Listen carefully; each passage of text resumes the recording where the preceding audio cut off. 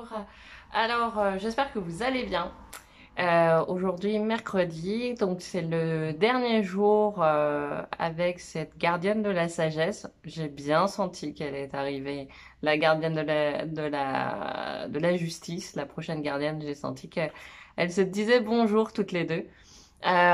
Donc aujourd'hui, c'est le dernier jour avec elle, avec l'enseignement en fait quotidien, mais on va rester quelques jours à intégrer cet enseignement, à revenir relire, à faire les rituels si besoin pour les personnes qui suivent l'enseignement à distance, qui ont les rituels, qui ont la possibilité de réécouter les méditations que j'ai envoyées, même les personnes qui ont suivi, parce que là c'est un petit peu la nouveauté, c'est que comme je fais les enregistrements vocaux pour les personnes qui suivent l'enseignement à distance, eh bien j'ai en fait, j'ai aussi donné les enseignements aux personnes qui étaient présentes pendant le cercle. Comme ça, elles peuvent revivre le cercle, revivre les enseignements, réécouter les méditations, réécouter les rituels. C'est assez dense, donc je préfère que tout le monde reparte avec vraiment le max d'opportunités possibles. Donc là, jusqu'à dimanche, on est encore avec la gardienne de la sagesse, bien que l'enseignement quotidien est fini. Moi, ça va me permettre de faire une pause et de me concentrer aussi sur le rituel que j'ai à faire d'ici le 23, 23 février. Voilà. Donc, je vous lis le dernier enseignement et on se retrouve dès dimanche, dimanche prochain pour l'enseignement, la suite de l'enseignement avec la troisième gardienne que je vous présenterai et le début de l'enseignement avec la troisième gardienne. Voilà. Donc pour l'instant, on vit bien avec la deuxième gardienne, la gardienne de la sagesse, le dernier jour qui est le 27e jour, offrir de la bonté. La femme nettoyait son corps avec le sable des berges de la rivière. Après un long hiver, se laver avec du sable la faisait se sentir bien. Des lambeaux de peau morte se détachaient de ses plantes de pied. Perdue dans ses pensées, elle ne remarqua rien de particulier jusqu'à ce qu'une petite fille se mette à pleurer.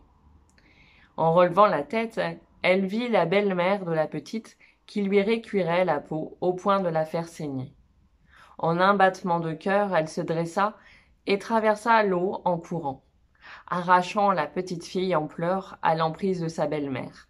Elle berça l'enfant, chuchota quelque chose à son oreille, puis la remit à l'une des autres jeunes femmes qui étaient là avec elle. Et sans colère, elle s'adressa à la femme fautive.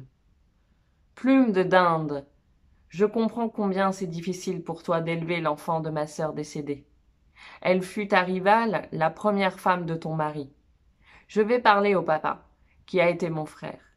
Il comprendra que j'allège ton fardeau en prenant l'enfant dans ma hutte pour qu'elle y vive. » Plume de dinde cracha sur le sol et fit un signe de main pour indiquer qu'elle en avait assez, et elle décampa. La femme l'observa qui s'en allait, et elle songea qu'il avait fallu vivre beaucoup de souffrances pour créer de la douleur à ce point. Elle retourna à la rivière et fit de la main un signe de bénédiction pour montrer sa gratitude au Créateur pour sa propre médecine et pour son nom, celle qui offre de la bonté. Voilà pour l'enseignement du jour, donc le dernier enseignement qui finit plutôt de façon digne et sage, comme le sait et comme le fait la grand-mère de la sagesse. Voilà, j'étais déjà en train de parler de la justice, mais ça se lit tout ça.